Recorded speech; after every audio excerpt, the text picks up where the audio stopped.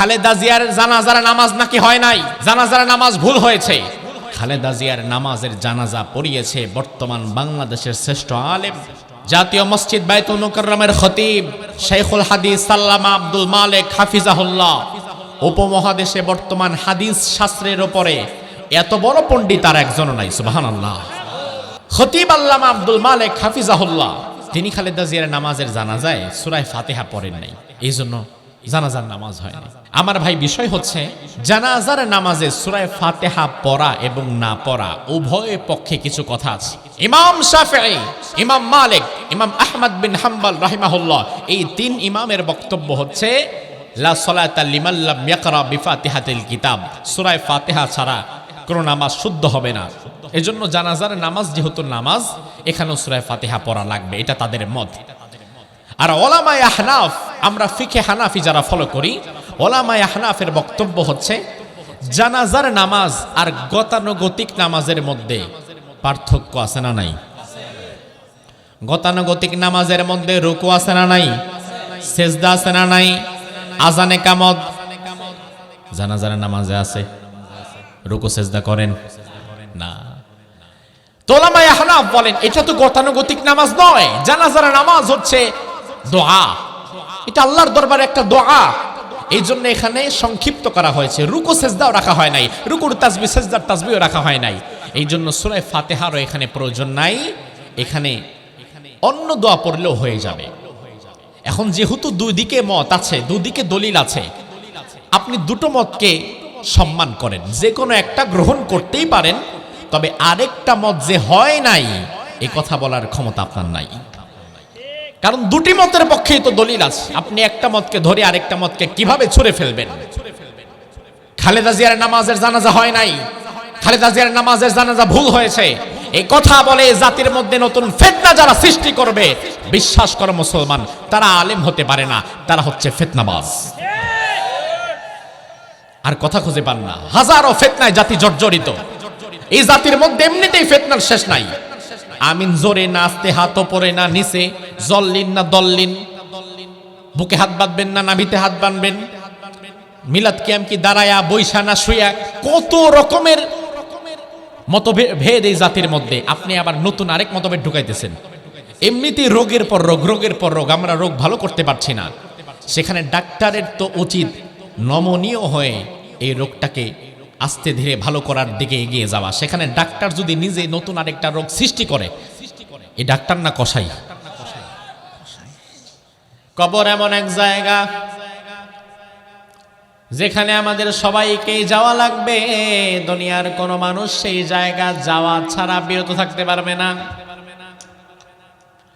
আর ওই কবর এমন এক জায়গা, দুনিয়ার কোনো মানুষকে কবর খাতির করে না। আল্লাহর হাবিব একদিন তার সবচেয়ে কাছের মেয়েটাকে ডাকলেন। বিশ্ব নবীর কলিজার টুকরা মেয়ে ছিলেন ফাতেমা, কি নাম? রাদিয়াল্লাহু আনহা।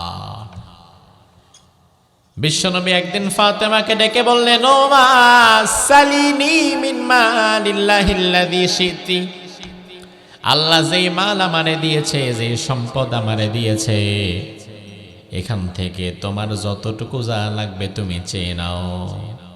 তবে তোমার বাবা নবী, তোমার বাবার নাম মুহাম্মদ, এই পরিচয় দিয়ে কবরের কাছে তুমি পার পাবা না। লা উগনি আনকি মিনাল্লাহি শাইআ, কবরের কাছ থেকে তোমার বাবা নবীও কিন্তু তোমারে বাঁচাতে পারবে না।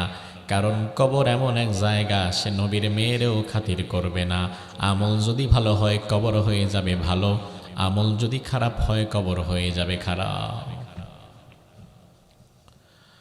কবর যদি রাসূলের মেয়ে ফাতেমাকে খাতির না করে আমল ছাড়া, সেখানে আপনি আমি কে ভাই?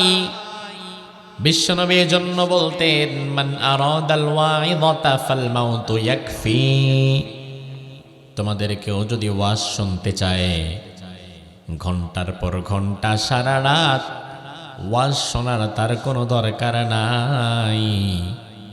শুধুমাত্র রাত্রিবেলা শুয়ে শুয়ে অন্ধকার ঘরে একাকী নীরবে দরজা জানালা বন্ধ করে, চোখটা বন্ধ করে সে যদি কবরের কথা চিন্তা করে, এই চিন্তাটাই তার জন্য অনেক বড় ওয়াজ হয়ে যাবে। বিশ্বাস না হইলে আপনি আজকে বাড়ি গিয়ে মিলাবেন, পুরা রুম অন্ধকার করবেন, দরজা জানালা সব বন্ধ করবেন, লাইটের সুইচটা নিভিয়ে দিবেন। ওই মুহূর্তে একাকী চোখটা বন্ধ করে মনে করবেন আমি কবরে, আমার মৃত্যু হয়ে গেছে। এভাবে করে 5-10 মিনিট যদি আপনি চোখ বন্ধ করে চিন্তা করতে পারেন, তাহলে দেখবেন আপনার ভেতরগত একটা পরিবর্তন আপনি লক্ষ্য করতে পারছেন। ওই পরিবর্তনে ওয়াজ দিয়ে হবে না। আমার ভাই, জন্য সাহাবাই কেরাম সবচেয়ে বেশি ভয় পেতেন কবরকে। কবর নিয়ে বারবার সাহাবীরা ভাবতেন। আর আমরা এমন জামানায় বাস করি, কবর নিয়ে আমরা কবে শেষ চিন্তা করেছি তার সঠিক হিসাবটা আমাদের অনেকের নিজেদের জানাই নাই। শুধু তাই না রে ভাই, আজকালকের মানুষ জানা যায় যায়ও হাসতে হাসতে, আসেও হাসতে হাসতে, গল্প করতে করতে। 2 দিন পরে যে তার নিজের জানাজা পড়া লাগবে, তার নিজের জানাজা আরেকজন পড়বে, তার কোনো কল্পনাই তার নাই। জানাজার লাশ সামনে নিয়ে ব্যবসার গল্প করে। জানাজার লাশ সামনে নিয়ে অনেকদিন পরে দেখা হয়েছে, ডাক দেয় কিও সালাম ভাই, অনেকদিন পরে দেখলাম, ব্যবসা এখন কেমন চলতেছে, রাজনীতির হালচাল কি, এমন গল্প আছে না নাই? অথচ আরে বেটা বেউকুফ, তোর সামনে মৃত লাশ, 2 দিন পরে তোরেও সেখানে যাওয়া লাগবে। এই লাশটারে সামনে নিয়েও তুই ব্যবসার রাজনীতির গল্প করিস। 3 বারের প্রধানমন্ত্রী বেগম খালেদা জিয়া বিদায় গ্রহণ করলেন। লক্ষ লক্ষ মানুষ তার জানাজায় আছে না নাই? ওই জানাজার খোঁজ নিলেও দেখবেন কত নেতা দীর্ঘদিন পর দেখা হওয়ার পরে নিজেদের গল্প শুরু করে দিছে। কেউ ভাই নমিনেশন তো এবার পাইলাম না, আপনার কি অবস্থা, স্বতন্ত্র দাঁড়াইবেন নাকি, কেমনে কি হইব, কত টাকা লাগলো, নানান গল্প। আমরা হয়ে গিয়েছি ওই গরুর মতো। আপনাদের গৌরীপুর বাজারে, দাউদকান্দি বাজারে অথবা গৌরীপুর বাজারে রোজার ঈদের আগের দিন কসাইয়ের দোকানে গরুর গোশতের জন্য ভিড় আছে না নাই? বড় বড় কসাইয়ের দোকান, একটা গরু দেয়া হয় না, 3-4টা-5টা গরু একদিনে বিক্রি করে, এমন কসাই আছে না নাই? আপনি দেখবেন একটা গরু জবাই করে কেটে গোশত বানায় বিক্রি করতেছে, পাশে আরো 2-3টা গরু বাঁধা, একটা শেষ হইলে আরেকটা ধরবে। একটা গরু জবাই করে গোশত বানায়া কিমা কিমা করে বিক্রি করে দিচ্ছে, পাশের গরুটার কোনো চিন্তা নাই, খবর নাই, সে আরামে বৈশা বৈশা খায় আর জাবর কাটে।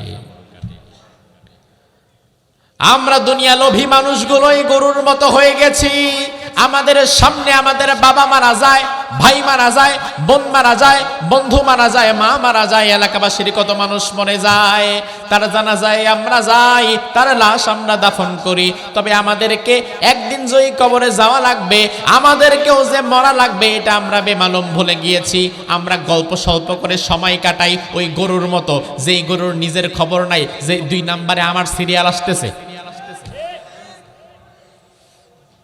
এই জন্য আমার ভাই, আজকের সংক্ষিপ্ত সময়ের কথাগুলো এই কান নয়, এই কান দিয়ে শোনেন। দিলের কান দিয়ে যদি শুনতে পারেন, হয়তো 2-1টা কথার বিনিময়ে আপনার হিদায়েত হয়ে যাবে। হিদায়েত দেওয়ার মালিক আল্লাহ আছে না নাই? বিশ্বনবী সাল্লাল্লাহু আলাইহি ওয়াসাল্লামের সবচেয়ে কাছের একজন সাহাবী ছিল, ওই সাহাবীর নাম ওসমান। কি নাম? ওসমান রাদিয়াল্লাহু আনহুকে বিশ্বনবী বড় বেশি ভালোবাসতেন। ওসমান রাদিয়াল্লাহু আনহুকে আল্লাহর হাবিব তার নিজের 2টা কন্যা বিবাহ দিয়েছিলেন, একজন মরার পরে আরেকজনের সাথে দিয়েছিলেন।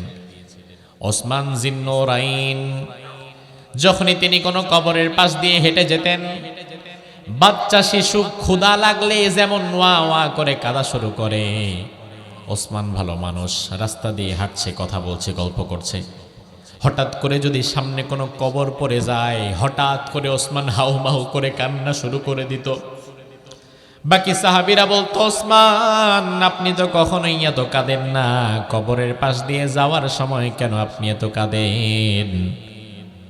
ওসমান রাদিয়াল্লাহু আনহু কেঁদে কেঁদে বলতেন, বিশ্বনবী আমারে বলে গিয়েছেন, ইন্নামাল কবরু রাউযাতুম মির রিয়াদিল জান্নাহ আও হুফরাতুম মিন হুফারিন নার।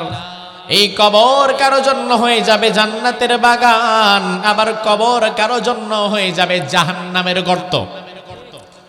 কবর যার ভালো হাসর তার ভালো, হাসর যার ভালো জান্নাত তার কনফার্ম। আর কবর যার খারাপ হাসরও তার খারাপ, হাসর যার খারাপ জাহান্নামও তার কনফার্ম। তার মানে সবটা ভালো হবে কবর দিয়া, আবার সবটার খারাপও হবে কবর দিয়া। ওই কবর কাউরে ছাড় দেবে না। আপনি খালেদা জিয়া হন আর শেখ হাসিনা হন আর ডোনাল্ড ট্রাম্প হন, যেই হন না কেন, যত বড় ধনী হন না কেন আর যত ক্ষমতাবানই হন না কেন, কবরের কাছে কোনো পরিচয় যাওয়া যাবে না। কবর এমন এক জায়গা, প্রত্যেকেই সেখানে আটকে যাওয়া লাগবে। সওয়াল জবাব হবে, হিসাব নিকাশ হবে, তারপরে সারা হবে, তার আগে না। তবে আমরা দোয়া করি, আল্লাহ এলাকা থেকে যত মানুষ আজকের দিন পর্যন্ত কবরের বাসিন্দা হয়ে গিয়েছে, আজকের এই মাহফিলের ওয়াসিলায় তুমি তাদের কবরের আযাবগুলোকে ক্ষমা করে দাও। আমিন কইলেন না?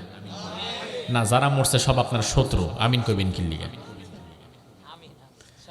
আমার ভাইরা যারা মারা গিয়েছে তারা আমাদের কাছ থেকে টাকা চায়, খাবার চায়, তারা শুধু চায় একটু দোয়া। ওই মুর্দা ব্যক্তিদের মধ্যে আপনার হয়তো অনেক পরিচিত মানুষ আছে, তারা অপেক্ষায় আছে, আহারে কখন আমাদের জন্য একটু দোয়া করা হবে মাহফিল থেকে। আপনি যদি দোয়া না করেন, আপনার পরবর্তী প্রজন্ম আপনার জন্য দোয়া করবে না। এজন্য আমরা দোয়া করি, আল্লাহ এলাকার যত মানুষ কবরের বাসিন্দা হয়ে গিয়েছে, ঈমানের ভিত্তিতে তুমি তাদেরকে নাজাত দিয়ে জান্নাত দিয়ে দিও। বলেন আমিন। তিনবারের প্রধানমন্ত্রী দেশনেত্রী বেগম খালেদা জিয়াও মারা গেছে। দুনিয়াতে তো থাকতে পারলো না, আপনি থাকতে পারবেন না, কেউ থাকতে পারবে না। আমরা দুনিয়ার জন্য নিজেদেরকে অনেক ইম্পর্টেন্ট মনে করি। নামাজ পড়লাম না কেন? নামাজ পড়লাম না, নামাজ পড়লে আমার ব্যবসাটা দেখবে কি? আমার ব্যবসার জন্য আমি খুব ইম্পর্টেন্ট। আরে না ফরমান, যে ব্যবসার জন্য তুমি আজকে নামাজ ছেড়েছো, বিশ্বাস করো তুমি বিকালে মরে যাও, আগামীকাল বিকালের আগে তোমার কবর হয়ে যাবে। তোমার ব্যবসা, তোমার দোকান আরেকজন দেখবে। পরিবারের জন্য হারাম খাচ্ছ, তুমি না থাকলে তোমার পরিবারে দেখবে কে? এই ভয় করো তুমি আজকে মরে যাও, ঠিকই তোমার পরিবার তোমার অবর্তমানেও চলে যাবে। দুনিয়ার কোনো কিছু তোমার জন্য থেমে থাকবে না রে ভাই। খালেদা জিয়ার জন্য বাংলাদেশ থেমে আছে? কথা কয় না, থেমে আছে। আজকে যদি সব বড় বড় নেতারা একসাথে মরে যায়, বাংলাদেশ থেমে যাবে না। যে যায় সে চলে যায়। আমরা দোয়া করি, আল্লাহ বেগম খালেদা জিয়ার ভালো গুণ ছিল, তিনি কোনোদিন আলেমদেরকে, ইসলামপন্থীদেরকে সরাসরি ইসলামকে কটাক্ষ করে এই মহিলা কোনো বক্তব্য দেয়নি। এই জন্য দেখেন, তিনি সারা জীবন আলেমদেরকে ভালোবেসেছে। তার সামর্থ্যের আলোকে তিনি ইসলামের জন্য কিছু কাজ করেছে। তিনি আলেমদেরকে ধরে ধরে আয়না ঘরে পাঠায় নাই, তিনি আলেমদেরকে ধরে ধরে ফাঁসির মঞ্চে চড়ায় নাই। এই জন্য তার জানাজার খাটিয়া বহন করেছে মিজানুর রহমান আজহারীর মতো আলেমেরা। খালেদা জিয়ার জানাজার লাশের খাটিয়া বহন করেছে শাইখুল হাদিস আল্লামা মামুনুল হক, মিজানুর রহমান আজহারী, শেখ আহমদুল্লাহর মতো হাজারো আলেম সেখানে গিয়ে কেঁদেছে। তার কারণ কি? তার কারণ তারা কি কেউ খালেদা জিয়ার দল করে? না। তাদেরকে ভাড়া করে 200 টাকা দিয়ে আনা লাগছে? না, ভালোবাসা থেকে এসেছে। আর আজকে যদি ওই বেডি মরতো, নাম নিলাম না, যে মহিলা আলেমদেরকে কথায় কথায় আয়না ঘরে ঢুকায় রাখতো, ফাঁসির মঞ্চে চড়ায় রাখতো, বিশ্বনন্দিত মুফাসসিরকে পর্যন্ত 13 বছর মিথ্যা মামলা দিয়ে বন্দী করে রেখেছিল, বিশ্বাস করো মুসলমান, সে যদি আজকে মারা যায়, তার লাশের খাটিয়া ধরার মতো লোক খুঁজে পাবা না। কারণ মানুষের মনে সেই ভালোবাসার জায়গা নাই। এখন কথা উঠেছে, একদল আলেম ফতোয়া দিচ্ছে খালেদা জিয়ার নামাজের জানাজা হয় নাই, খালেদা জিয়ার জানাজার নামাজ নাকি হয় নাই, জানাজার নামাজ ভুল হয়েছে। অথচ তুমি কি বলো, খালেদা জিয়ার নামাজের জানাজা পড়িয়েছে বর্তমান বাংলাদেশের শ্রেষ্ঠ আলেম, বাইতুল মুকাররমের জাতীয় মসজিদ বাইতুল মুকাররমের ইমাম, জাতীয় মসজিদ বাইতুল মুকাররমের খতিব শাইখুল হাদিস সাল্লামা আব্দুল মালিক হাফিজাহুল্লাহ। উপমহাদেশে বর্তমান হাদিস শাস্ত্রের উপরে এত বড় পণ্ডিত আর একজনও নাই, সুবহানাল্লাহ। এত বড় আলেম, তিনি খালেদা জিয়ার নামাজের জানাজা পড়াচ্ছেন। আর একদল ঠুনকো আলেম ফতোয়া দিচ্ছে যে না, খালেদা জিয়ার নামাজের জানাজা তো হয় নাই। কারণ কি?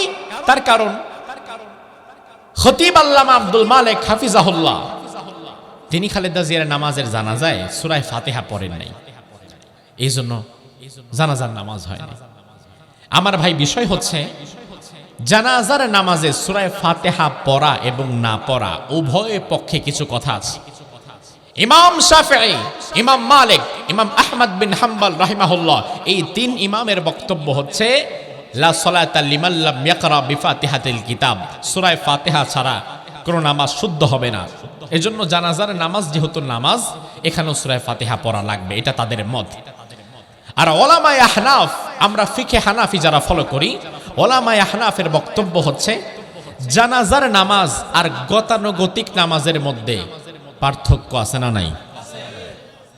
গতানুগতিক নামাজের মধ্যে রুকু আছে না নাই? সেজদা আছে না নাই? আজান একামত। জানাজার নামাজে আছে, রুকু সেজদা করেন না। তো ওলামায়ে আহনাফ বলেন এটা তো গতানুগতিক নামাজ নয়, জানাজার নামাজ হচ্ছে দোয়া, এটা আল্লাহর দরবারে একটা দোয়া। এই জন্য এখানে সংক্ষিপ্ত করা হয়েছে, রুকু সেজদাও রাখা হয় নাই, রুকুর তাসবিহ সেজদার তাসবিহও রাখা হয় নাই। এই জন্য সূরা ফাতিহারও এখানে প্রয়োজন নাই, এখানে অন্য দোয়া পড়লেও হয়ে যাবে।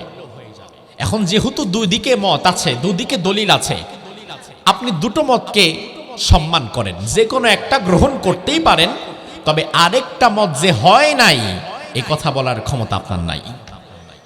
কারণ দুটি মতের পক্ষেই তো দলিল আছে, আপনি একটা মতকে ধরে আরেকটা মতকে কিভাবে ছুঁড়ে ফেলবেন?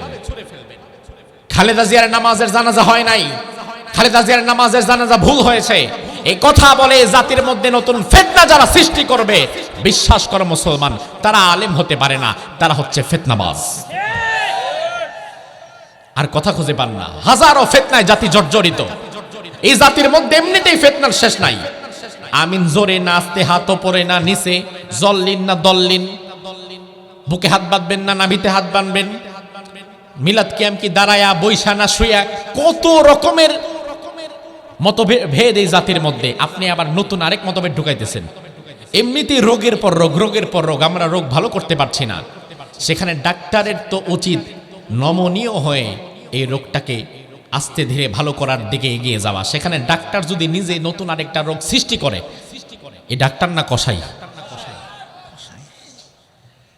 আমার ভাইরা লক্ষ্য করেন, দুনিয়া থেকে একদিন আমাদের চলে যাওয়া লাগবে, কেউ থাকতে পারবো না। দুনিয়ার মানুষ কেউ কবরের জীবনে থাকবে 1000 বছর, কেউ 500 বছর, কেউ আরো কম কিংবা আরো বেশি। আজকে যার মৃত্যু হয়ে গিয়েছে, যারে কবর দিয়েছেন, কিয়ামত পর্যন্ত তাকে তো এই কবরের মধ্যেই থাকা লাগবে। তবে এই কবর শেষ নয়, এই কবর থেকে আবার আপনারে ওঠা লাগবে। সেটাই আল্লাহ কোরআনের মধ্যে বললেন, হঠাৎ এমন একটা আওয়াজ আসবে, যে আওয়াজের নাম হচ্ছে নাফখাতুল বাসি ওয়ান নুশুর। ওই আওয়াজ হওয়ার পরে কবরের জীবনেও আর আমরা থাকতে পারবো না, আমাদেরকে নতুনভাবে আবার জিন্দা করবেন কে?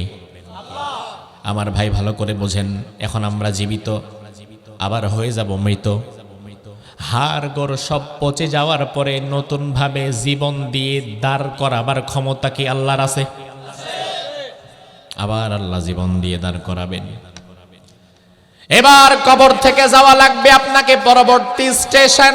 পরবর্তী স্টেশনের নাম হচ্ছে হাসরের মাঠ। কিসের মাঠ?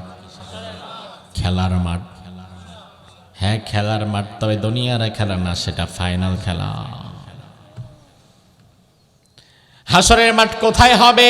অনেক ধরনের মন্তব্য পাওয়া যায়, তবে কোরআনে কারীমের মধ্যে আল্লাহ বলেন, وَيَوْمَ نُسَيِّرُ الْجِبَالَ وَتَرَى الْأَرْضَ بَارِزَةً وَحَشَرْنَاهُمْ فَلَمْ نُغَادِرْ مِنْهُمْ أَحَدًا।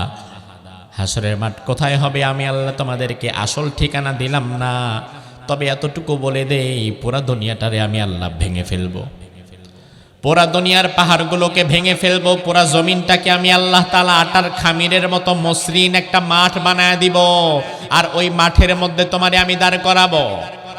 যে কোনো এক জায়গায় আল্লাহ হাসরের মাঠ করবেন, ওই হাসরের মাঠে আমাদের সবাইকে যাওয়া লাগবে। আমার ভাই, রাসূল হাদিসের মধ্যে বললেন, দুনিয়ার মানুষ হাসরের মাঠে যাবে তিন ভাবে। কয় ভাবে? তিন দলে। কয় দলে? হাদিস থেকে শুনবেন আর মিলাবেন যে আমার আমল কোন পর্যায়ে আর আমি কোন জায়গায় থাকতে পারি বা কোন দলের সাথে থাকতে পারি। আল্লাহর হাবিব বলেন, ইউহশারুন নাসু ইয়াউমাল কিয়ামাহ সালাসাতা আসনাফ, সিনফান মুশাতান ওয়া সিনফান রুকবানান ওয়া সিনফান আলা ওয়াজুহিহিম। ফাইনাল সাউন্ডটা যখন হবে, নাফখাতুল বাসি ওয়ান নুশুর, কবর থেকে আপনি উঠে দাঁড়ায় গেলেন। আপনাদের এলাকায় 1000 মানুষকে হয়তো কবর দেয়া হয়েছে, কবরস্থানে 1000 মানুষ কবর থেকে উঠে দাঁড়িয়েছে। এখন হাসরের মাঠ তো আর তিতাসে হবে না, হাসরের মাঠ তো আর দাউদ কান দিতে হবে না। হাসরের মাঠ হবে যেখানে কবর থেকে তো আপনাকে ওখানে যাওয়া লাগবে। এই যে যাওয়াটা, এই যাওয়ার মধ্যে তিনটা দল বিভক্ত হয়ে যাবে, তিন ভাবে মানুষ হাসরের মাঠের দিকে যাবে। আল্লাহর হাবিব বলেন, সিনফান মুশাতান, একটা দল কবর থেকে যখন তারা উঠবে, ওঠার পরে তাদেরকে হাসরের মাঠের লোকেশন দিয়ে দেওয়া হবে। ওই লোকেশন দেখে দেখে তারা কবর থেকে উঠে হেঁটে হেঁটে হেঁটে হেঁটে তারা হাসরের পথের দিকে যেতে থাকবে। সুবহানাল্লাহ কইলেন না? একদল তারা পায়ে হাঁটবে, ওয়াসিনফান রুকবানা, আরেকটা দল তারা বড় সৌভাগ্যবান হবে। বিশ্বনবী বললেন তাদের পায়ে হাঁটা লাগবে না, কবর থেকে দাঁড়ানোর পরেই তারা দেখবে আল্লাহ তাআলা তাদের জন্য জান্নাতের বিশেষ গাড়ি পাঠিয়ে দিয়েছে। ওই জান্নাতের গাড়িতে চড়ায়া তোমার আল্লাহ তোমার হাসরের মাঠ পর্যন্ত নিবে। আমার ভাই, আল্লাহ রাব্বুল আলামিন যেন এই দলের সাথে আমাদেরকে রাখে। তার কারণ আল্লাহ যদি কারো জন্য জান্নাতের গাড়ি আগে পাঠায় দেয়, বোঝা লাগবে আমার পরবর্তী স্টেশনগুলাও সহজ হয়ে যাবে। তাহলে দুটি দল পেলেন, একটা দল পায়ে হেঁটে যাচ্ছে, আরেকটা দল তার পাশ দিয়ে গাড়ি তাদেরকে নিয়ে যাচ্ছে। 3 নাম্বার আরেকটা দল, তারা বড় হতভাগা। ওয়াসিনফান আলা ওয়াজুহিহিম, কবর থেকে যখন তারা উঠবে, ওঠার সাথে সাথেই তাদেরকে উল্টা করে দেওয়া হবে। তাদের পা দুইটা চলে যাবে উপরের দিকে, আর মাথা চলে যাবে নিচের দিকে। বিশ্বনবী বললেন তারা তাদের চেহারার উপরে ভর করে লাফাতে লাফাতে লাফাতে লাফাতে যাবে। আমার ভাই, বিবেক দিয়ে আগে হাদিসটা বুঝেন। যদি আপনাকে ধরে উল্টা করে পা উপরের দিকে দিয়ে দেওয়া হয়, মাথা যদি নিচের দিকে দিয়ে দেওয়া হয়, আর ওই মুহূর্তে যদি হাঁটা লাগে, তাইলে হাঁটবেন কি চেহারা দিয়া না মাথা দিয়া? মাথা দিয়া, কারণ চেহারা তো এখানে, মাথা হচ্ছে নিচে। কিন্তু রাসূল তো হাদিসের মধ্যে বললেন চেহারার উপরে ভর করে হাঁটবে। তার কারণ কি? মুখের উপরে ভর করে হাঁটবে, এটা আবার কিভাবে হয়? মূল বিষয়টা হচ্ছে ফেরেশতারা ওঠার সাথে সাথে তাদের ঘাড়ের হাড্ডিটা ভেঙে ফেলবে, মাথাটা ধরে মস্কায়া দিবে, ঘাড়ের হাড্ডিটা ভেঙে ফেলবে। ঘাড়ের হাড্ডিটা ভেঙে চেহারাটা যখন উল্টা করে দিবে, তখন আপনি চেহারার উপরে ভর করে হাঁটতে হাঁটতে লাফাতে লাফাতে আপনাকে যাওয়া লাগবে। সাহাবায়ে কেরাম অবাক হয়ে বললেন, ইয়া রাসূলুল্লাহ, এটা সম্ভব কোনোদিন? মানুষ পায়ে হাঁটতে পারে, তবে চেহারায় আবার হাঁটে কেমনে? আল্লাহর হাবিব বললেন, ও সাহাবীরা শুনে নাও, ইন্নাল্লাযী আমশাহুম আলা কদামিহিম কাদিরুন আলা আইয়ামশিয়াহুম আলা ওয়াজুহিহিম। দুনিয়াতে পায়ের উপরে ভর করে হাঁটার ক্ষমতা যেই আল্লাহ দিতে পারে, ওই দিন চেহারার মধ্যে ভর করে হাঁটার ক্ষমতা দেওয়ার ক্ষমতা আল্লাহর আছে না নাই? আমার ভাই, বিষয়টা সহজ নয়, কারণ পায়ের চামড়ার চেহারার চামড়ার মধ্যে পার্থক্য আছে না নাই? পায়ের চামড়া হচ্ছে মোটা, খালি পায়ে 2 মাইল হাইটা যান লস নাই, ক্ষতি হবে না। কিন্তু চেহারার চামড়াটা এমন আল্লাহ বানিয়েছেন, একটু জোরে ঘষা দিলেও দেখবেন চামড়া উঠে গেছে। ওই মুখ দিয়ে আপনার সেই দিন হাঁটা লাগবে। তার কারণ কি? তার কারণ দুনিয়ার মানুষ যত অপরাধ করে, যত অন্যায় করে, এই অপরাধ এই অন্যায়গুলা শুরুই করে তার মুখ দিয়া। আরেকজনকে অপবাদ দেয় মুখ দিয়া, আরেকজনকে গালি দেয় মুখ দিয়া, আরেকজনকে মেরে ফেলার অর্ডার দেয় মুখ দিয়া, ষড়যন্ত্রের কথা বলে মুখ দিয়া, হারাম খায় মুখ দিয়া, ঠিক কিনা? এই জন্য আল্লাহ তাআলা সেই দিন আযাবটা শুরু করবেন মুখের উপর দিয়া, মুখ দিয়া হাট। তাইলে হাসরের মাঠের দিকে যাচ্ছে কয় দল? কয় দল? এই 3 দলের হিসাবটা খালি মনে রাখেন। এক দল পায়ে হেঁটে, এক দল গাড়িতে চড়ে, আরেক দল মুখের উপরে ভর দিয়ে। এবার আল্লাহ রাব্বুল আলামিন গাড়িতে চড়িয়ে যাদের নিয়ে যাচ্ছেন তাদেরকে হাসরের মাঠের ভেতরে ঢুকাবেন না। তার কারণ হাসরের মাঠটা সহজ না। হাসরের মাঠটা হচ্ছে উত্তপ্ত কড়াই, জ্বলন্ত কড়াই। আগুন জ্বালায়া ওই আগুনের উপরে যদি কড়াই রাখেন, ওই কড়াই যদি তেল গরম করেন, ওই গরম তেলের মধ্যে ডিম দেন, মাছ দেন, বেগুন দেন, আলু দেন, পটল দেন, যাই দেন না কেন, সেটা যেমন ঝলসে যায়, হাসরের মাঠে আল্লাহ যাদের ঢোকাবেন তারাও তেমন ঝলসানো শুরু হবে। এই জন্য আল্লাহ রাব্বুল আলামিন যাদেরকে জান্নাতের বাহন দিয়ে আনছেন, রব্বুল আলামিন তাদেরকে হাসরের মাঠে ঢোকাবেনই না, কারণ হাসরের মাঠটাও একটা আযাব। তাদেরকে আল্লাহ হাসরের মাঠে ঢোকাবেন না, বরং হাসরের মাঠের পাশে আরেকটা বিশেষ জায়গা থাকবে, সেটা হচ্ছে আল্লাহর আরশের ছায়া। ওই দিন আর কোনো ছায়া থাকবে না কোথাও। ওই দিন আল্লাহ রাব্বুল আলামিন তার ছায়ার নিচে 7 শ্রেণীর মানুষকে ছায়া দান করে দিবেন। আল্লাহর হাবিব বলেন, সাবাতুন ইউযিল্লুহুমুল্লাহু ফি যিল্লিহি ইয়াওমা লা যিল্লা ইল্লা যিল্লু, ইমামুন আদিল, শাবুন নাশা ফি ইবাদাতিল্লাহি আযজা ওয়া জাল্লা। ওই দিন আল্লাহর আরশের ছায়া ছাড়া কোনো ছায়া থাকবে না। ওই দিন 7 শ্রেণীর মানুষকে আল্লাহ গাড়ি দিয়ে এনে হাসরের মাঠের মধ্যে ছায়া দান করে দিবেন। এর মধ্যে প্রথম হচ্ছে ইমামুন আদিল, ন্যায়পরায়ণ শাসক। কেমন শাসক? জালিম শাসক, ন্যায়পরায়ণ শাসক। এই 54 বছরের বাংলাদেশে আমাদের মাথার উপরে যেগুলা বসছে, এই সবগুলা ছিল জালিম শাসক। আমার ভাই, ন্যায়পরায়ণতা কি সেটা শিখা লাগবে রাসূলের কাছ থেকে। ন্যায়পরায়ণতা হচ্ছে তোমার রাষ্ট্রের মানুষ যদি খারাপ থাকে, তারা যদি রাতে না খেয়ে ঘুমায় থাকে, তোমারও না খেয়ে ঘুমাতে হবে। তারা যদি শীতে কষ্ট করে, কাপড় না পায়, তাইলে রাষ্ট্রের সর্বোচ্চ প্রেসিডেন্টকেও ইসলাম কাপড় পরার অনুমতি দিবে না। ন্যায়পরায়ণ শাসক, তাদেরকে আল্লাহর আরশের ছায়া তলে ছায়া দিবেন। 2 নাম্বার, ওয়া শাবুন নাশা ফি ইবাদাতিল্লাহি আযজা ওয়া জাল্লা, এমন যুবকরে আল্লাহ ছায়া দিয়ে দিবেন যে যুবক তার যৌবন কাটায় আল্লাহর ইবাদতের মধ্যে। জোরে কোন? আমাদের যুবকেরা যৌবন কাটায় ফেসবুকে, ইউটিউবের রিলস দেখতে দেখতে, টিকটকের ভিডিও বানাইতে বানাইতে। আমাদের যুবকেরা যৌবন কাটায় তার মিথ্যাবাদী নেতার পেছনে গোলামি করতে করতে, নেতার পা চাটতে চাটতে, ঠিক কিনা? যে যুবকের পড়াশোনা করে শিক্ষিত হয়ে দেশের জন্য কাজ করার কথা, ওই যুবক পড়াশোনা ছাইরা দিয়া গাঞ্জা খায়া নেতার পেছনে ঘুরে। আর নেতাও চালাক, মাহফিলে এসে বলে হুজুর মাদকের বিরুদ্ধে ওয়াজ করেন, যুব সমাজ মাদকে শেষ হয়ে যাচ্ছে। অথচ আমি যদি নেতারা বলি, নেতা সাহেব আমি তো 1 ঘন্টা ওয়াজ করে চলে যাব, তাইলে ফায়দা কি? বরং আপনার হাতে ক্ষমতা আছে, প্রশাসন আছে, আর এলাকায় কারা মাদক খায়, কারা মাদক বিক্রি করে সেটা আপনি জানেন।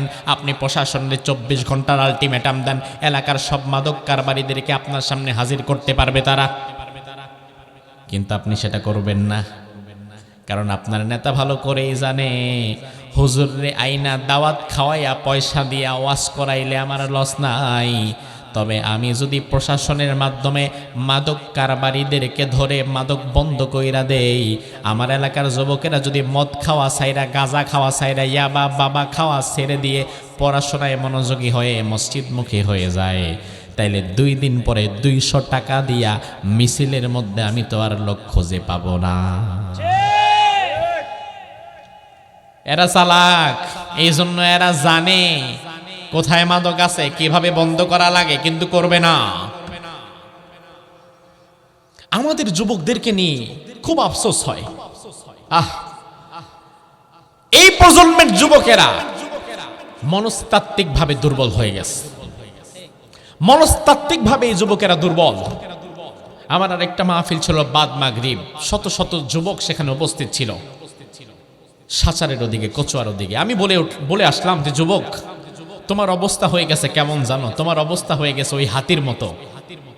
হাতি বিশাল সাইজের, হাতির উপরে মাউত বসে থাকে।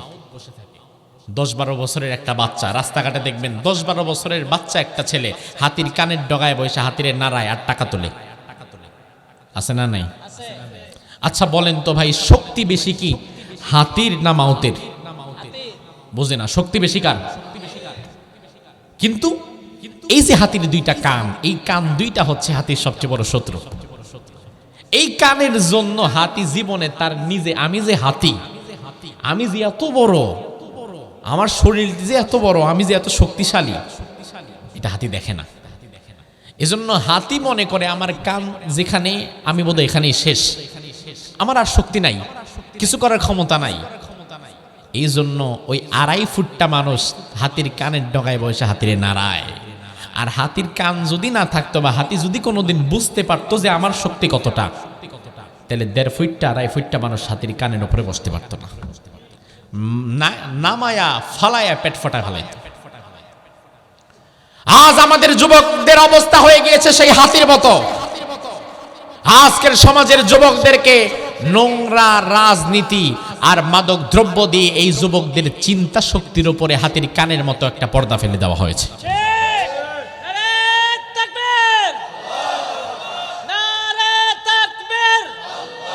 এই যুবকেরা এখন তাদের নিজেদের যৌবনের শক্তি সম্পর্কে জানে না। সে মনে করে আমি আর কি করব, বড় হইয়া কি করব, নেতার পেছনে ঘুরি, 200-300 টাকা দিলে দিক, ভবিষ্যতে বড় একটা পথ পাবো। এত সোজা? তোমার নেতা তোমারে দিয়া 200-300 টাকা দিয়া সাদাবাজি করায়, আর নেতা ভবিষ্যতে যারে নেতা বানাবে ওই ছেলেটা অবশ্যই পড়াশোনা করার যোগ্যতা সম্পন্ন করে নিয়ে আসতেছে। তুমি তো কিছুই পাবা না, তুমি ইউজ হবা কয়েকটা দিন। আমার যুব সমাজ, আজ আমি তোমাদেরকে তোমাদের ভাই হিসাবে বলতে চাই, দুনিয়ার হারাম করে মিথ্যাবাদী নেতার পেছনে দৌড়ায় না। 200 টাকার লোভে নিজের যৌবনকে বিক্রি করে দিও না। নিজের যৌবনের শক্তিকে মূল্যায়ন করো।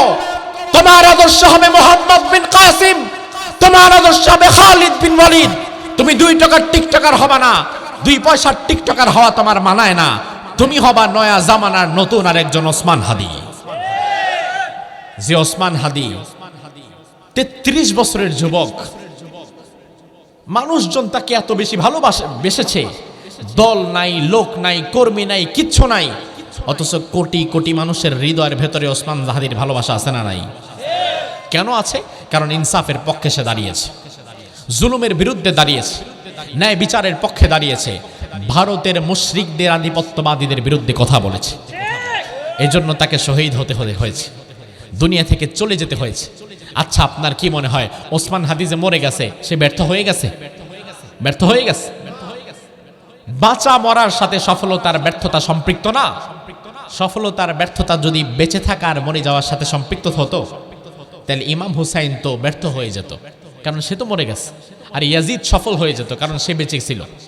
কিন্তু দিন শেষে 1000 বছর পরে আমাদের কাছে সফল কি ইয়াজিদ নাকি হুসাইন? তার মানে আল্লাহর দ্বীনের পক্ষে, সত্যের পক্ষে যারা জীবন দেয় তারা ব্যর্থ না, তারা সফল। তারা কি? তারা কি? আজ আমাদের যুবকদেরকে অঙ্গীকার করা লাগবে, ও যুব সমাজ, তোমার আদর্শ হবে খালিদ বিন ওয়ালিদ, তোমার আদর্শ হবে মোহাম্মদ বিন কাসিম, তোমার আদর্শ হবে ওসমান হাদি। যদি ভারতের আধিপত্যবাদীদের বিরুদ্ধে কথা বলতে গিয়ে ওসমান হাদির মতো জীবন দেওয়া লাগে, শহীদ হওয়া লাগে, শাহাদাতের ঈদগাহে শামিল হওয়ার জন্য কারা কারা প্রস্তুত? দুই হাত তুলে আল্লাহরে দেখাও।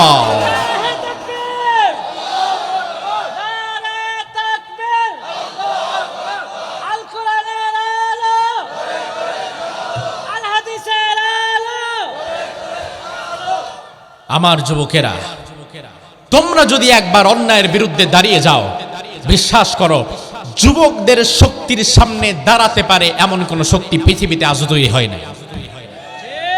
যুবকদের শক্তির সামনে প্রশাসন মোকাবেলা করতে পারবে না, কারণ যুবক একবার যদি তার মাথা খারাপ হয়ে যায়, সে প্রয়োজনে জীবন দিবে, মরে যাবে, পালিয়ে যাবে না, কারণ তার পিছুটান নাই, পিছুটান নাই। 5ই আগস্টের দিন আমি একবার সকালবেলা রাস্তায় বের হয়েছিলাম। আমি বের হওয়ার পরে দেখলাম পুলিশ প্রশাসনের সামনে সবচেয়ে বেশি গিয়ে বুক পেতে দেয় কারা জানো? যাদের বয়স 8 বছর, 10 বছর, 12 বছর, 15 বছর, 20 বছর, 22 বছর, এখনো বিয়ে শাদী করে নাই।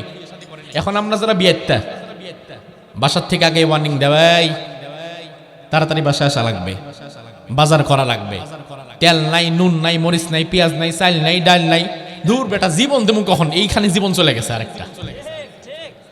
তা আমরা জীবন দেওয়ার আগে ভাবি, হ্যাঁ আসছি তো আন্দোলনে, আরে বাসায় তো তেল নাই, আচ্ছা তেল টুল দিয়ে আসি, আচ্ছা চাইলের বস্তাটা নামাই দিয়ে আসি, শেষ, আমার জিহাদ শেষ।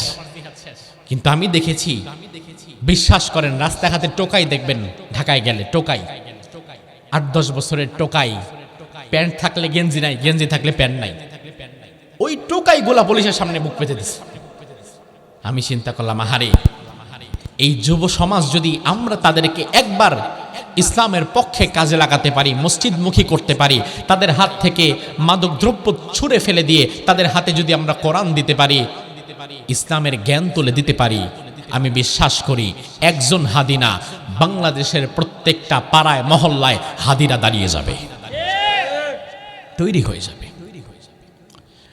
আমার ভাইরা, যেই যুবক আল্লাহর ইবাদতে তার যৌবন কাটায়, তাকেও আল্লাহর আরশের ছায়ার নিচে ছায়া দিয়ে দিবেন, সুবহানাল্লাহ। তাইলে যেই গ্রুপটাকে আল্লাহ তাআলা জান্নাতের গাড়ি দিয়ে আনলেন, তাদেরকে কিন্তু আল্লাহ হাসরের ময়দানের মধ্যে ঢুকান নাই। হাসরের ময়দানের পাশেই তাদেরকে আল্লাহর আরশের ছায়ার নিচে আল্লাহ তাদের জায়গা করে দিয়েছেন। আরেকটা গ্রুপ যারা মাথা নিচের দিকে দিয়ে পা উপরের দিকে দিয়ে আসছিল, রব্বুল আলামিন তাদেরকেও হাসরের ময়দানের মধ্যে ঢুকাবেন না, বরং আসার সাথে সাথেই তাদেরকে আল্লাহ তাআলা জাহান্নামের মধ্যে ফেলে দিবেন। কোনো হিসাব নিকাশ তাদের হবে না। আমার ভাই, আজকে কথা ভালো করে শুনে যান, দুনিয়ার সব মানুষের হিসাব নিকাশ কিন্তু হবে না, কারণ হাসরের মাঠে যাবে যে হিসাব নিকাশ হবে তার, যারে আল্লাহ খেলার মধ্যে ঢুকাই নাই, ওরা আর হিসাব কিতাব কি, ও তো এমনি জাহান্নামী। আল্লাহ কোরআনের মধ্যে বললেন, ফায়াউমা ইদিল্লা ইউসআলু আন যামবিহি ইনসু ওয়ালা জান ফাবিআইয়ি আলাই রাব্বিকুমা তুকাযযিবান। কার কথা? আল্লাহ রাব্বুল আলামিন বলেন, ওই দিন কিছু কিছু পাপিষ্ট যখন আসবে, মাথা থাকবে নিচে, পা থাকবে উপরে, আমি তাদেরকে প্রশ্ন করব না তাদের পাপ কি ছিল, কি অপরাধ ছিল। আল্লাহর আয়াতের মধ্যে বললেন, ইয়ারাফুল মুজরিমুনা বিসীমাহুম ফায়ুখাযু বিন-নাওয়াসি ওয়াল আকদাম। ফেরেশতারা তাদেরকে দেখেই চিনে ফেলবে তারা পাপিষ্ট, তাদের কোনো আমলনামা হবে না, তাদের জন্য কোনো মিজানের পাল্লাও বসানো হবে না। আল্লাহ বললেন, ফালা নুকিমু লাহুম ইয়াউমাল কিয়ামাতি ওয়াজনা, তাদের জন্য কোনো মিজানের পাল্লাও দাঁড় করানো হবে না। আসার সাথে সাথে তাদেরকে বিনা হিসাবে জাহান্নামে দিয়ে দেওয়া হবে। আমার ভাই, শুনলে মনে হতে পারে আল্লাহ নাকি ন্যায় বিচারক, তাইলে আল্লাহ আমার বিচার করবে, আমল নামা হিসাব নিকাশ করবে, বদ আমল নেক আমল যাচাই বাছাই করবে, তারপরে জান্নাত জাহান্নাম দিবে। কিন্তু আরেকজনকে দেখি আল্লাহ হিসাব নিকাশ ছাড়াই জাহান্নামে দিয়ে দিচ্ছে, তাইলে আল্লাহ ন্যায় বিচারক হইল কেমনি? আল্লাহ বললেন, ওয়ামাল্লাহু বিযাল্লামিল লিল আবিদ, আমি আমার কোন বান্দার উপরে জুলুমকারী না। কিন্তু সবার বিচার আমি আল্লাহ করব না, কারণ হিসাব সবার দরকার নাই। যার আমল নামার খাতা আছে, যার নেক আমল বদ আমল দুইটাই আছে, হিসাব তো তার হবে। যার ইমান আছে, ইমানের পরে কিছু নেক আমল আছে, আবার কিছু বদ আমল আছে, হিসাব তো হবে তার। কিন্তু যার ইমানই নাই, তার তো আমল নামার খাতা খোলাই হয় নাই, ওর আর হিসাব কি? ও তেমনি জাহান্নাম। যেমন আমার ভাই উদাহরণ দিয়ে বোঝাই, ভারতের প্রধানমন্ত্রী বর্তমান, নাম কি ওর?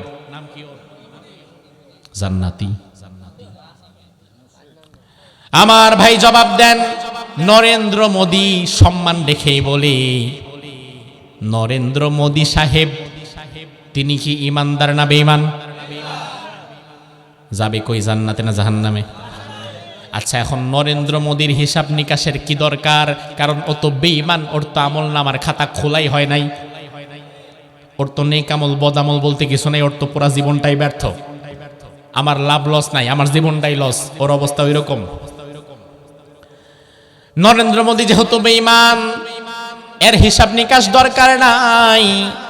আল্লাহ বললেন, মাথা নিচের দিকে পা উপরের দিকে দিয়ে যাদেরকে আমি আনবো, হিসাব নিকাশের কোনো দরকার তাদের নাই, আসার সাথে সাথেই তাদেরকে জাহান্নামে ঢুকায় দেওয়া হবে। আর জাহান্নাম কোথায় থাকবে? রাসূল বলেন, ইউতা বিজাহান্নামা ইয়াউমাইযিন লাহা ৭০,০০০ জিমাম, মা কুল্লি জিমামিন ৭০,০০০ মালাকিন ইয়াজুরুনাহা। জাহান্নামকে ৭০,০০০ লাগাম দিয়ে, ৭০,০০০ লাগাম দিয়ে, আবার প্রত্যেক লাগামের সাথে ৭০,০০০ ফেরেশতা দিয়ে আল্লাহ টেনে নিয়ে আসবেন। ধরেন, বুঝাই, ধরেন এই বস্তুটা জাহান্নাম যদি হয়, এই জাহান্নামের সাথে আল্লাহ তাআলা ৭০,০০০ শিকল পেঁচাবেন, আবার প্রত্যেকটা শিকলের সাথে ৭০,০০০ ফেরেশতাকে লাগায় দিবেন। এমন ভাবে প্রায় ৪৯০ কোটি ফেরেশতা মিলে টানতে টানতে টানতে টানতে জাহান্নামকে হাসরের মাঠে আনবেন।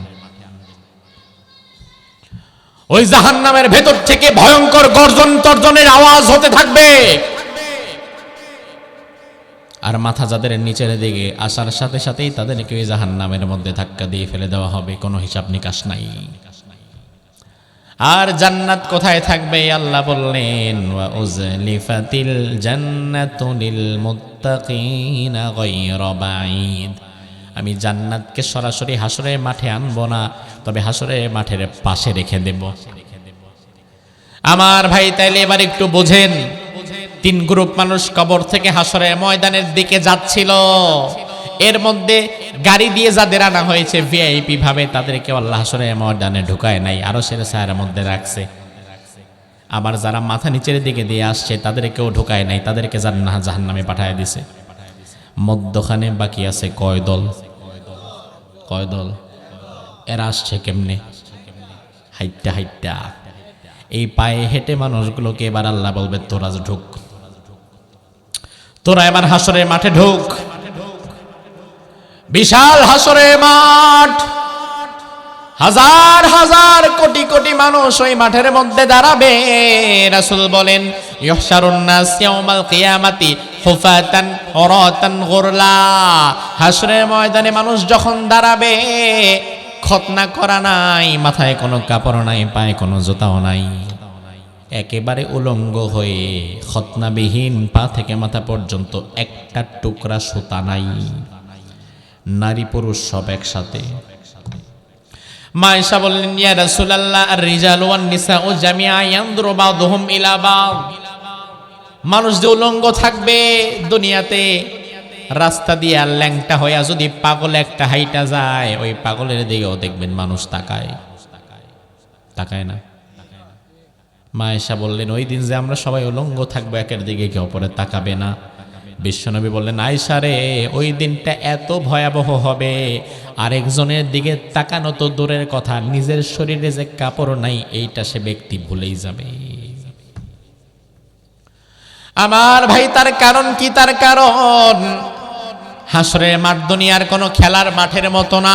দুনিয়ার মাঠের নিচে হয়তো থাকে ইট বালি সিমেন্ট অথবা থাকবে মাটি, আর হাসরের মাঠের নিচে থাকবে তামা।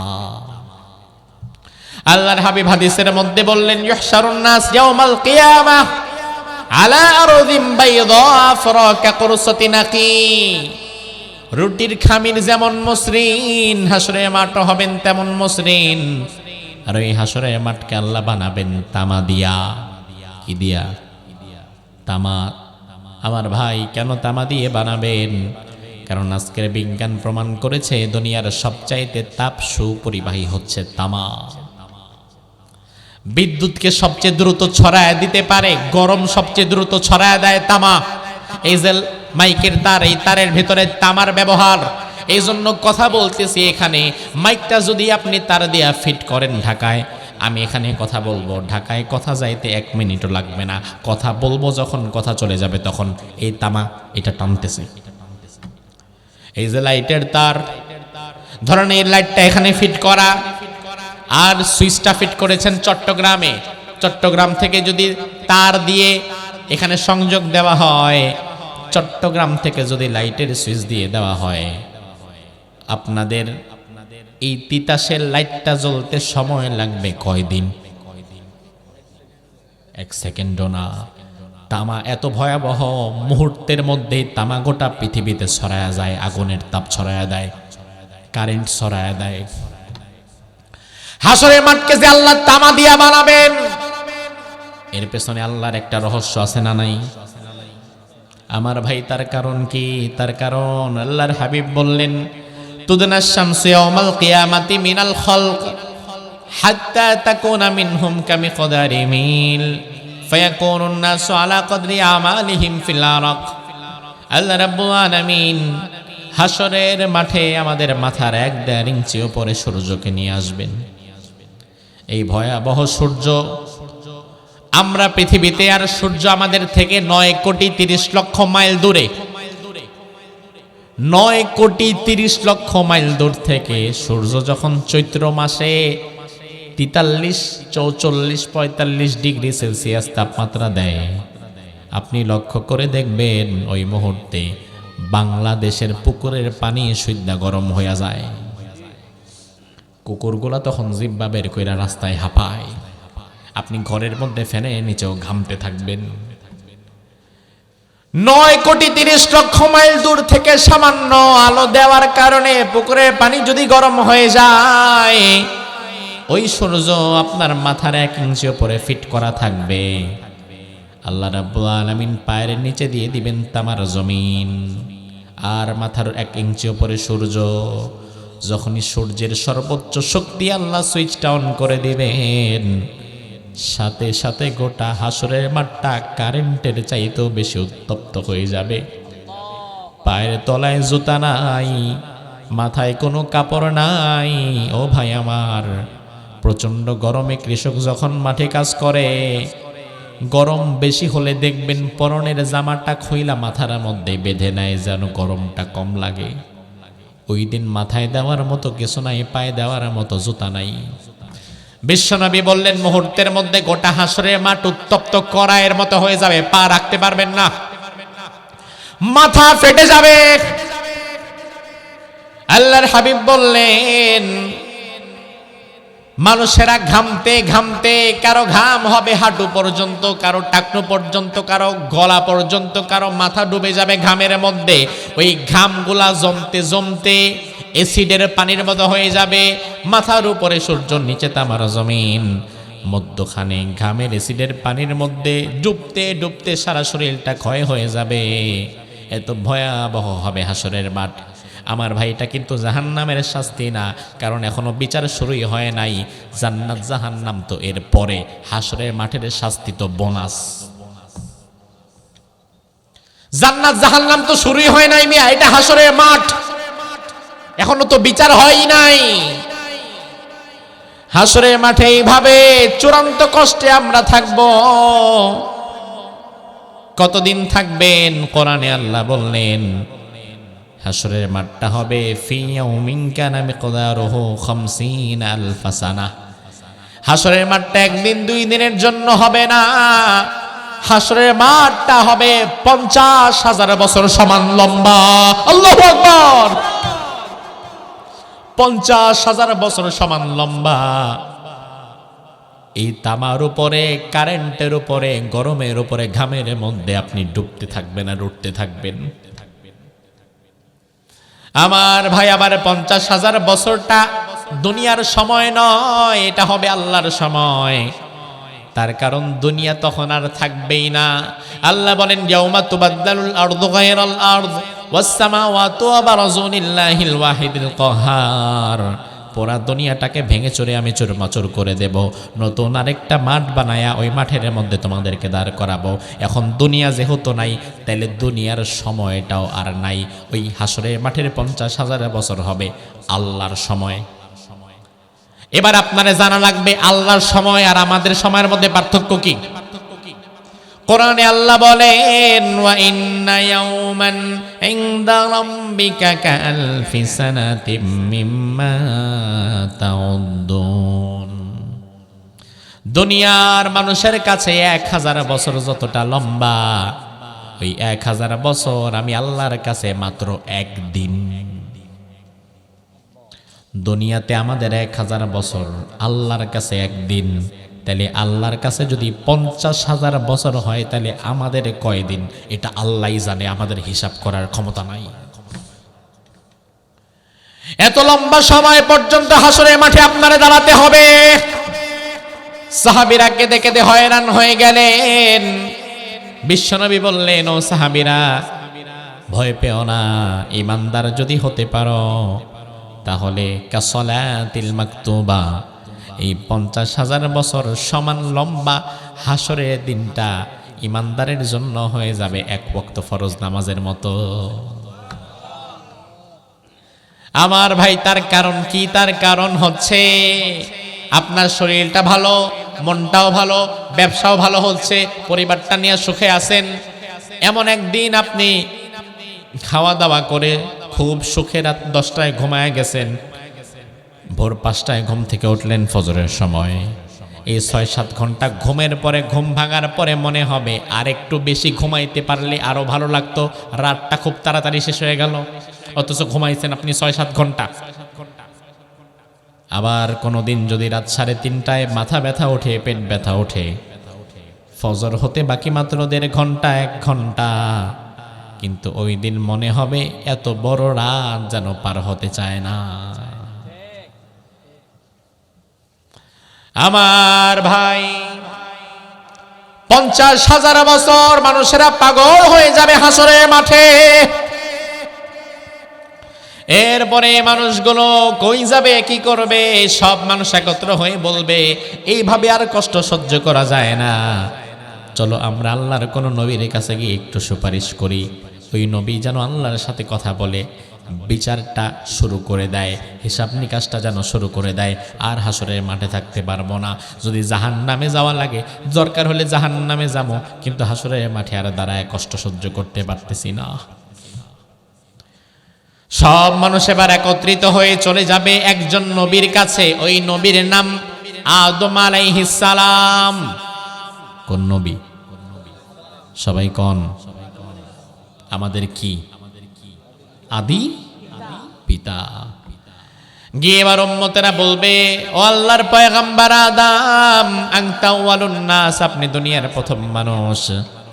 খলাকাকাল্লাহু বিয়াদিহি, আল্লাহ তার নিজ হাতে আপনারে বানিয়েছিলেন। ওয়া নাফাখাকা ফীহি মির রূহি, আল্লাহ আপনার ভেতরে রূহ দিয়েছিলেন। আপনি আল্লাহর দরবারে দোয়া করেন, ইশফা লানা ইলা রাব্বিক, আপনি রবের দরবারে বলেন রব যেন আজকে বিচার শুরু করে দেয়, আর থাকতে পারছি না। আদম নবী বলবে, অসম্ভব, ইন্না রাব্বি কদ গদিবাল ইয়াউমা গদবান লাম ইয়াগদাব ক্বাবলাহু মিসলা ওয়া লা ইয়াগদাব বাদাহু মিসলা। আমার রব আজকে আমার প্রতি এত রাগান্বিত, আমি যদি আজকে আমার রবকে গিয়ে বলি আল্লাহ বিচার শুরু করে দাও, আল্লাহ যদি বলে আদম গাছের কাছে যাইতে না করছিলাম তারপরেও তো গেছো, তুমি আজকে আসছো বিচার যেন শুরু করে দেই, তাইলে বাকিদের বিচার পরে আগে তোমার হিসাবটা দিয়ে যাও। আমি বলবো কি? আমি যাব না।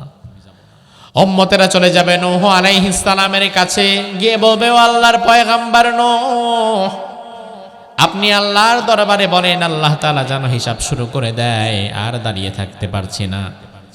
নূহ আলাইহিস সালাম বলবে না, আল্লাহ রাব্বুল আলামিন দুনিয়ার সব নবীর একটা দাওয়াতে মুস্তাজাবা দিয়েছিল, যে দোয়াটা করলেই কবুল হয়ে যায়, ওই দোয়াটা আমি করেছিলাম, আল্লাহ যেন আমার উম্মতরে ধ্বংস কইরা দেয়, বন্যা দিয়া পুরা পৃথিবী আল্লাহ যেন শেষ করে দেয়। লা তাযার আলাল আরদি মিনাল কাফিরিনা দাইয়ারা, আল্লাহ জমিনের উপরে কাউকে রাখেন না, এই দোয়াটা আমি তখন করেছিলাম। আল্লাহ যদি আমারে বলে নূহ একটা বিশেষ দোয়া তোমারে দিয়েছিলাম, দোয়াটা উম্মতের বিরুদ্ধে করেছো, উম্মতের বিরুদ্ধে না করে তুমি যদি দোয়াটা করতা এই বলে যে আল্লাহ আমার এই দোয়ার বিনিময়ে সব উম্মতরে হেদায়েত দিয়ে দাও, তাইলেও তো হইতো। তুমি গজবের বদদোয়া করছো কেন? তাইলে তোমার হিসাবটা তুমি দাও। আমি কি বলবো? নূহ নবী বলবে আমি যাব না, অন্য কারো কাছে যাও। উম্মতের ইব্রাহিম আলাইহিস সালামের কাছে যাবে, ইব্রাহিম নবীও বলবে আমি যাব না, অন্য কারো কাছে যাও। উম্মতেরা মুসা আলাইহিস সালামের কাছে যাবে, মুসা আলাইহিস সালাম বলবে আমিও পারবো না, অন্য কারো কাছে যাও। উম্মতেরা দৌড়ায়া চলে যাবে ঈসা নবীর কাছে, ঈসা নবী বলবে আমার কাছে ঘুরে লাভ নাই, লাভ নাই। আজকে আল্লাহর সঙ্গে কেউ যদি কথা বলতেই পারে সে আর কেউ না, সে আখিরি জামানার নবী মুহাম্মদুর রাসূলুল্লাহ। আর কেউ আল্লাহর সাথে কথা বলার মতো অধিকার নাই, ক্ষমতা নাই। উম্মতেরা সবাই এবার যখন রাসূলুল্লাহর কাছে আসবে, আসার পরে দেখবে বিশ্বনবী সিজদায় পড়ে কাঁদছে আগে থেকেই। কোটি কোটি উম্মত চারদিক দিয়ে দাঁড়ায় দাঁড়ায় কাঁদবে আর বলবে ও আল্লাহর পয়গম্বর, ও আখিরি জামানার নবী মুহাম্মদ, আমরা আপনার শত শত হাজার হাজার কোটি উম্মত আজকে বিপদে পড়ে গেছি। আজকে আদম নবী আমাদের জন্য কথা বলবে না, নূহ নবী বলবে না, ইব্রাহিম বলবে না, মুসা বলবে না, ঈসা বলবে না। আপনি একটু আল্লাহর দরবারে সুপারিশ করেন যেন আল্লাহ বিচার শুরু করে দেয় তাড়াতাড়ি, আর হাসরের মাঠে থাকতে পারবো না। চারদিক থেকে উম্মতেরা রাসূলকে ঘিরে ধরে কান্না শুরু করে দিয়েছে। নবীও নিজে কাঁদে, সিজদায় গিয়ে উম্মতেরাও চারিদিক দিয়ে কাঁদে। পুরা হাসরের মাঠটা কান্না আর কান্না, উম্মতও কাঁদে, নবীও সেই দিন কাঁদে। অবশেষে আমার নবী বলবেন ও আমার প্রিয় আল্লাহ, দুনিয়ার সব নবীরা তাদের দাওয়াতে মুস্তাজাবা দুনিয়াতে ব্যয় করেছিল, আমি কিন্তু করি নাই। নূহ নবী তার দাওয়াত দুনিয়াতে কাজে লাগাই দিয়েছে, তার দোয়া তার সুপার পাওয়ার দুনিয়াতে শেষ, কিন্তু আমারটা আমি কাজে লাগাই নাই। তাইফে মার খেয়েছি, কাজে লাগাই নাই। উহুদে মার খেয়েছি, কাজে লাগাই নাই। মাসের পর মাস ঘরে খাবার ছিল না, তবু দোয়াটা করি নাই। আমার ওই বিশেষ দোয়াটাকে আজ আমি আমার উম্মতের জন্য করলাম। মেহেরবানি করে আমার উম্মত গোলারে তুমি আজকে একটু মাফ করে দাও। কি লাগবেন চেয়ে নেন, যারে মন চায় সুপারিশ করে আপনি নিয়ে যান। আমার ভাই বুকে হাত দিয়ে বলেন তো, এখানে আমরা যারা আছি নবীর সুপারিশ ছাড়া জান্নাতে যেতে পারবো এমন কেউ আছি? আপনি পারবেন? জান্নাতে যেতে হলে নবীর সুপারিশ আমাদের দরকার আছে না নাই? নবীর আদর্শে যদি আপনার জীবন না চলে, তাইলে নবীর সুপারিশ আপনি পাবেন কেমনে?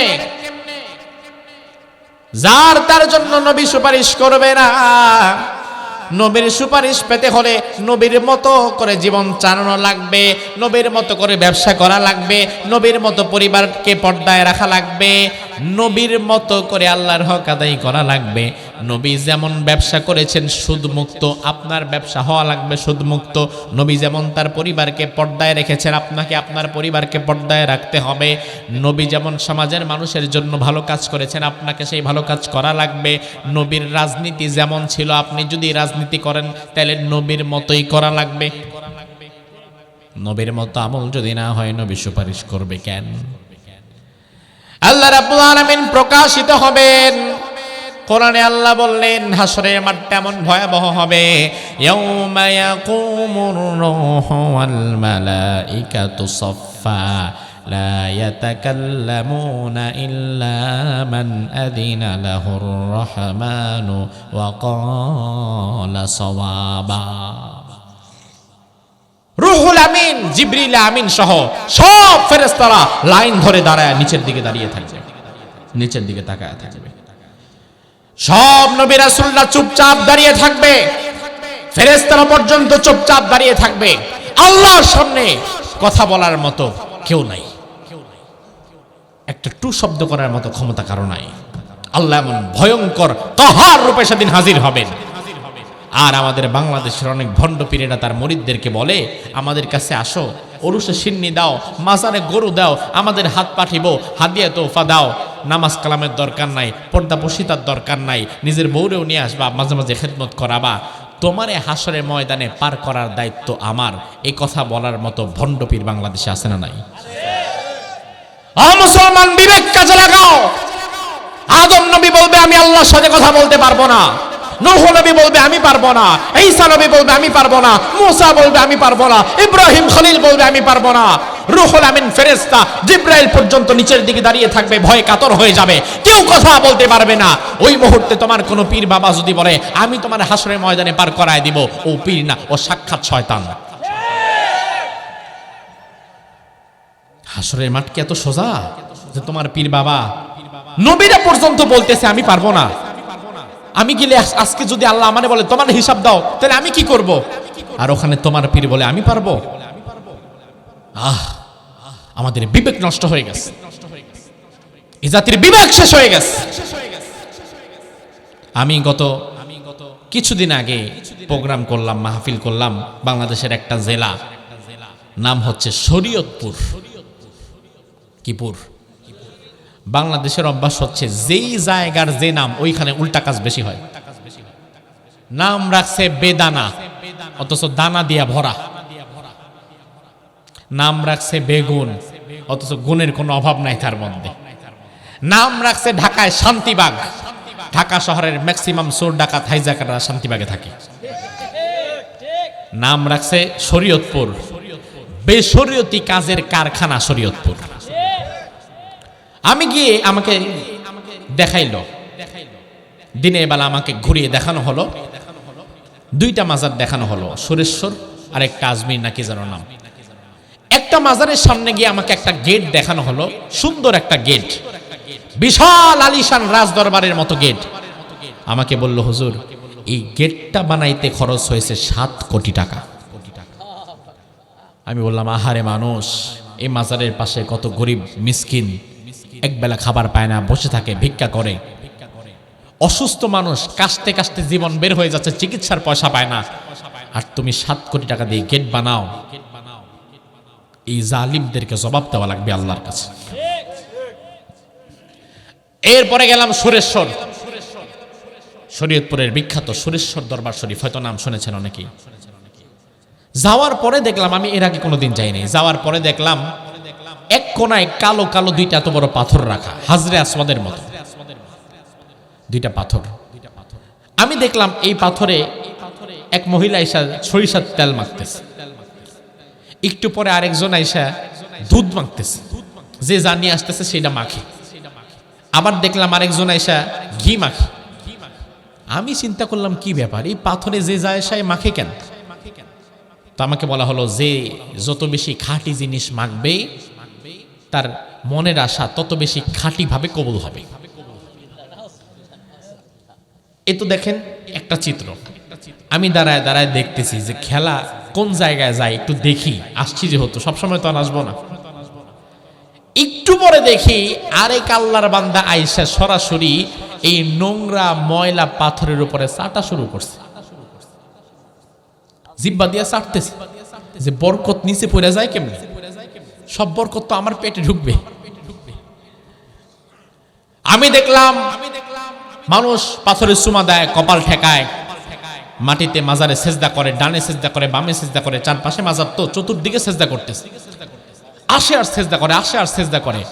ওই আমার মোবাইলে ছবি তোলা আছে, ওই পাথরের ওখানে লেখা আছে এই পাথরটা অমুক বাবা অমুক এক পাহাড় থেকে এনেছিল ছোট্ট অবস্থায়, আজকে আপনাদের মনের আশা পূরণ করতে করতে এই পাথরটা এত বড় হয়ে গেছে, আর ভবিষ্যতে যত দিন যাবে এই পাথরটা তত বড়ই হইতে থাকবে।